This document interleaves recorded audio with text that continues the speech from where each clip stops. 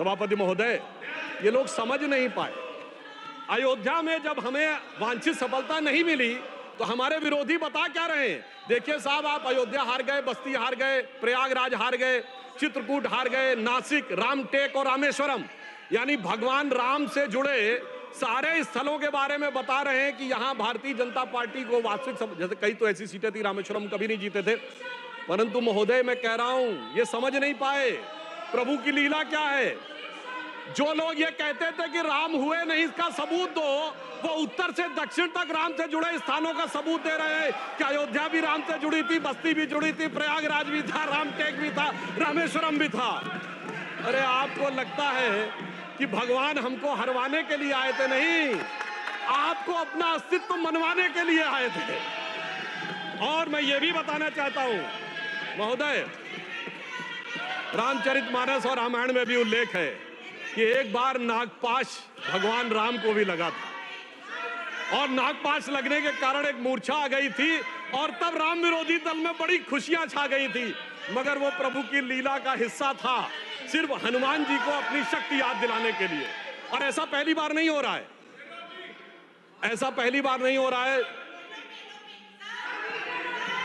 सभापति महोदय, आज से 30 साल पहले मुझे याद है उत्तर प्रदेश में जब समाजवादी पार्टी और कांग्रेस सबने मिलकर सरकार बनाई थी, सपा बसपा और कांग्रेस आई ने मिलकर, तब एक नारा लगा था कि मिले मुलायम काशीराम, हवा में उड़ गए जय श्री राम।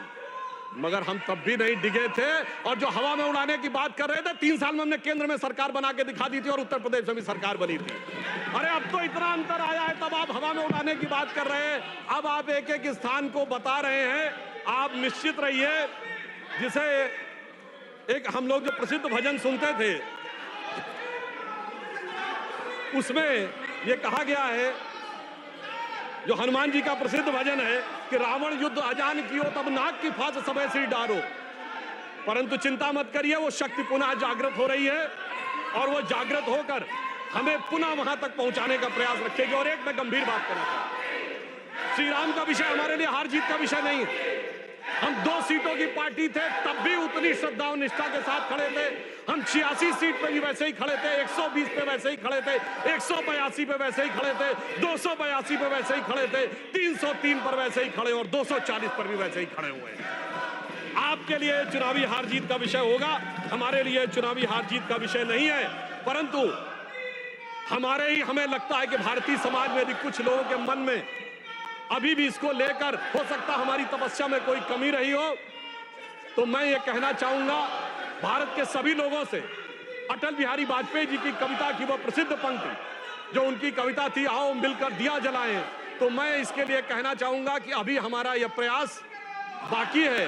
तो एक पंक्ति उनकी मैं कोट करना चाहता हूं जो आज की परिस्थितियों में बहुत समीचीन लगती है कि आहुति बाकी यज्ञ अधूरा, आहुति बाकी यज्ञ अधूरा, अपनों के विघ्नों ने घेरा, अंतिम जय का वज्र बनाने नवदधीच हड्डियां गलाएं, आओ मिलकर दिया जलाएं।